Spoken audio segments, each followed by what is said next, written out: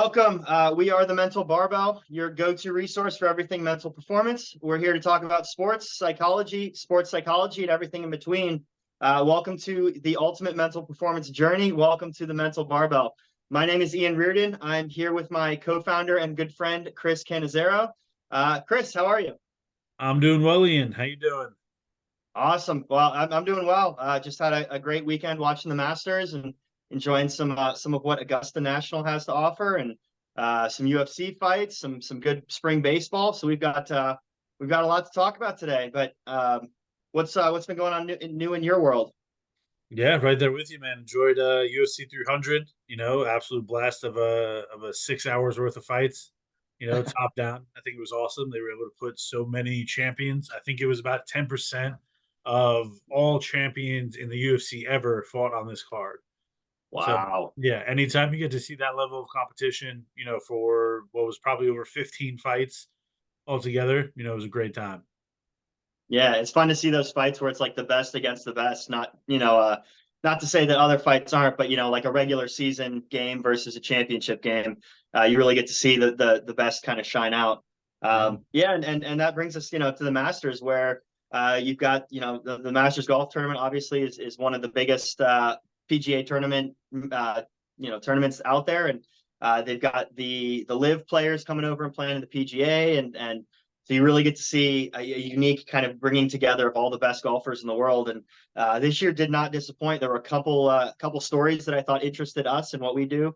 The first being, and astoundingly, Tiger made his 24th consecutive cut, which if you don't know, is the record. It's the most number of times a golfer has played in and also made the cut at the Masters tournament, which is puts him in a league of his own in terms of golf. He's played over 100 rounds at Augusta National, which again is pretty unheard of. But he broke his finger. He broke his finger a couple days, I believe maybe a week before the tournament, his ring finger, which, if you're a golfer, your hands are pretty important. So I just wanted to maybe bring up the mentality of that athlete, a person that's willing to go into probably one of the most grueling, 4 or 5 day stretches of golf that there is, knowing that you have that underlying injury, not even telling anyone really about it, not even making it that public, not making it an excuse, but just going out there and playing your best anyway. And, making that cut, getting the record for most number of weekends made. But what do you think about that? How do you coach an athlete into that mindset, Chris? Yeah, right. That's a tough one. The first thing I think of is the power of adrenaline, and then we also have to remember in the game of golf, maybe that adrenaline rush isn't as heavy as a UFC or a basketball or whatever, right? Where the energy is just higher, right, and it's a faster paced type of competition, right? So how much did the adrenaline help him, right? And then going from there, right? How do we mitigate the negative thoughts that come from that, right? How can we minimize that and still go in with whatever that game plan that Tiger brings, right? Whatever that looks like, So that's the first thing that comes to mind, right? Is that negative thought stopping, right? Mm-hmm. What processes can we do to neutralize those thoughts, to change those thoughts, to distract ourselves, right? Any of the three, right? Or a combination of the three to address and again minimize our overall goal, minimize any negative thinking or negative stuff that might come out of that injury. Sure. Yeah, and making adjustments is really important, but also what you said about having kind of an automatic routine to fall back on, I think is really important, because you always have confidence in your routine. And so now that you have some sort of injury, or you have something that's come up that could be viewed as an obstacle, you're more focused on doing your routine, step one, step two, step three, what's going through your mind, and you're not really allowing much room for the excuses and the kind of like the negative thought patterns like you talked about. So I think that's an awesome insight. It also applies to Scotty Scheffler, who is the Masters champion this year. Him and another competitor, Max Homa, were both expectant dads that weekend. And so when you're leading the Masters going into the weekend, but you also are kind of waiting on text updates from your wife, who might be having a child, that's a pretty big a kind of competing source of attention, right? So what are you thinking about? Are you thinking about, your next chip shot? Or are you thinking about the birth of your child? So, you know, how do you kind of play through something like that, also knowing that there are more important things to life than, your score in the at the Masters tournament, in 2024. Right. And this is one of those things where we talk about this often, a good distraction, right? Where Mm, sometimes when we get into competition, we get so focused and hyper focused on this, we forget life is life, right? Cool side story: George St. Pierre, before you have big fights for himself, he would go and just walk around random places, supermarkets, around the streets, whatever it may be, and he would try to make sure he didn't get recognized, and just realize like this big moment for myself. This woman shopping has no clue who I am. I have no impact on her life. The day continues, regardless of what I do, whether I win or lose, right? So that grounding moment to just remember life is bigger than this sport, right? And what a beautiful way to do it, with having a child on the way, right? Obviously, I'm mm, sure for them the timing could have been a lot better, right? They would have loved to sure. be able to just fully commit to that moment, be there with their wives, but to be able to compete at one of the biggest stages and have a healthy, natural way of distraction, right? And yeah, obviously this golf is important, but at the end of the day, I'm having a kid, man. Like that is something that is life changing, right? For those that are parents, understand that. So to have that in the back of the mind and understand, and naturally be able to put the perspective there of this is a game I get to play for a living, right? Whether I win, lose, I'm gonna have a kid. I'm gonna have to be Mm, a father, and I'm gonna have to raise that kid, right? So having yeah. that natural distraction, I think, is a unique part of having a kid and having it lay on one of the most important weekends of the golf career. Yeah, I think what you said about grounding is super important. Just maintaining perspective, because I think so often when you get elevated to those heights in sport, you kind of lose perspective, and you lose perspective as to what's important in your life. And I guess I had always thought of the kind of competing sources, competing uh, events to place your attention. But what you said of kind of using the bigger perspective to maybe inform the way that you're playing golf, or the what to kind of ground everything in, um it's bigger than this, it's bigger than this shot. I think that's awesome. Really, really cool way to think about it.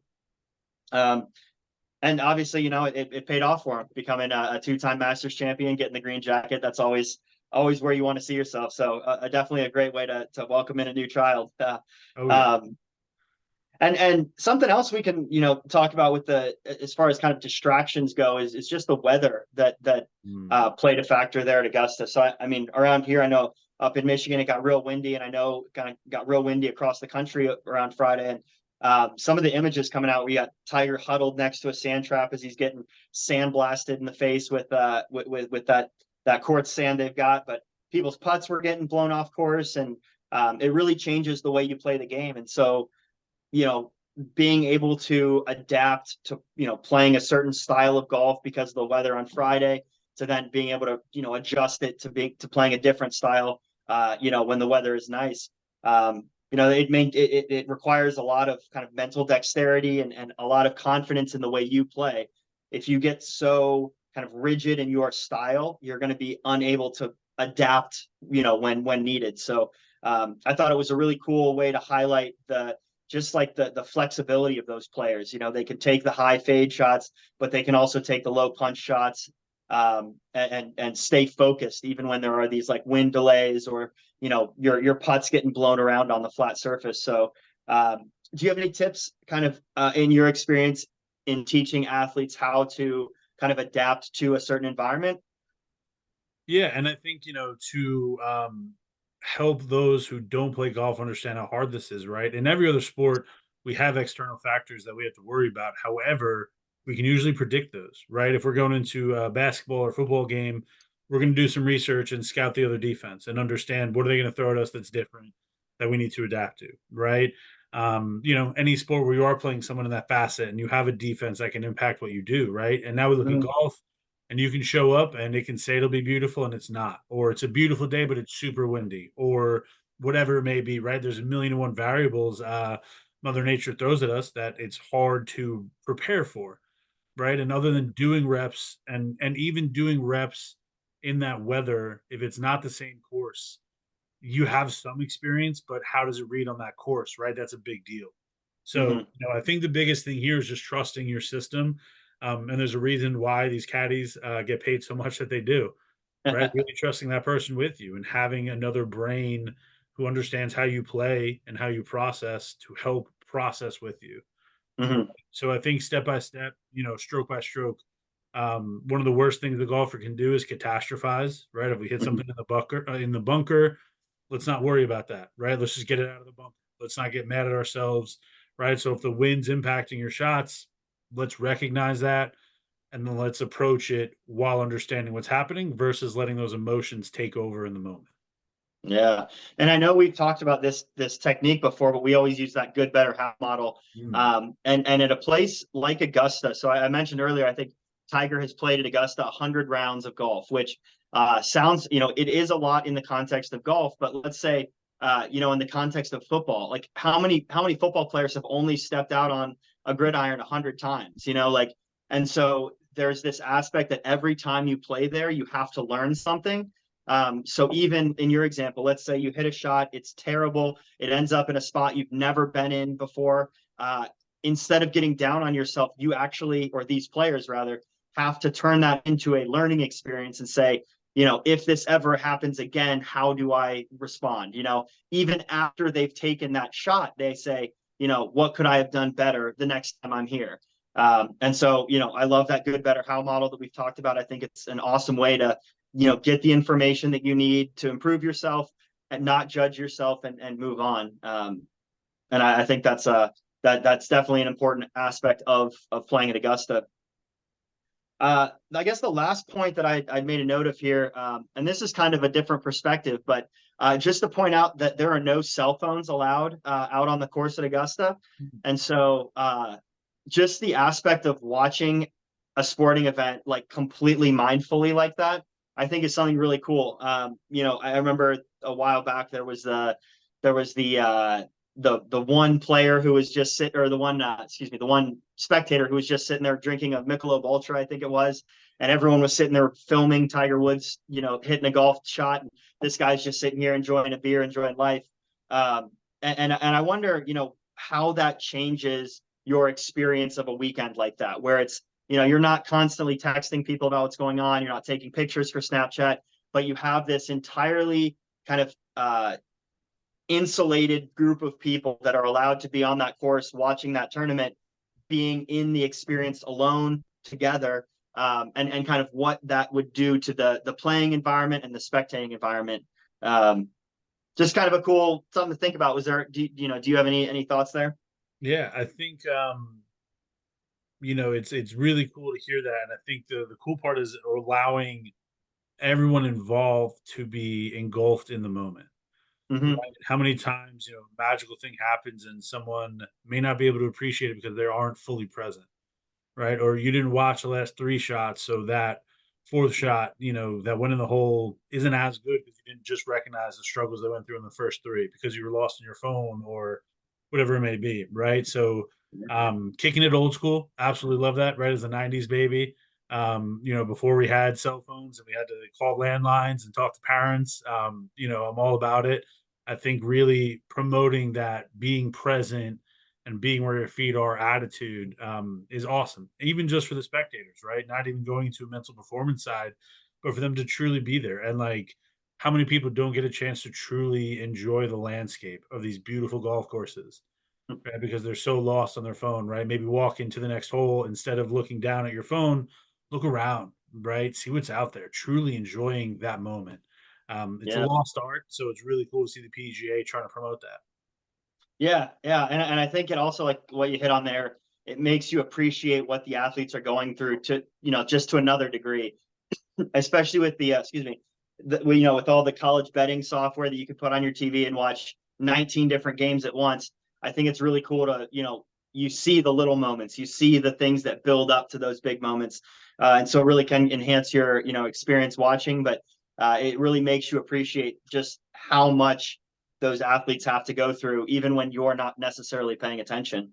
Yeah. Um, so that's very cool. Well, kind of wrapping up our Masters coverage there. Something else that just happened a couple days ago was the lighting of the Olympic torch in Greece. There's a Temple of Hera there, right next to where the first Olympic Games was held, and they light the torch there and they relay it all the way to Paris this year. But I think it's just such a phenomenal homage to the Olympics, the Olympic spirit, what it's about. You know, there's not many human traditions that are over 2,300 years old that are abided by globally. You know what I mean? Like the Olympics are a global human interest event. They happen limited. You know, it's not like the Super Bowl. It happens every year. You have to wait for it. And there's so much importance that's placed on the event. I think it's very cool. I know I watched the lighting of the torch, and something that I didn't realize, but when they revived the Olympics in 1896, it was actually an American who won the very first gold medal in the triple jump for the kind of modern Olympics. So yeah, so I know I'll be definitely watching. You know, as the Olympics get closer, we're under 100 days now. There are a lot of sports that are kind of wrapping up their qualifiers. I know weightlifting just had one of their last qualifying meets, so you should see a lot more coverage of those Olympic teams being finalized, and a few more of those stories starting to bubble up about who's going to be there, and people to watch. So I know I'm a huge fan of the Olympics, so it'll be something we talk about just about every week. So Nice. Yeah. No, that'll be awesome. Love a good Olympic Games. absolutely. And speaking of, one of the first, original Olympic events was wrestling. So we'd be remiss if we didn't get to talk about, the UFC and UFC 300 that just happened and some of the cool stuff that's happened there. So I'll let you share your thoughts. Yeah, first and foremost, shout out to everyone who fought.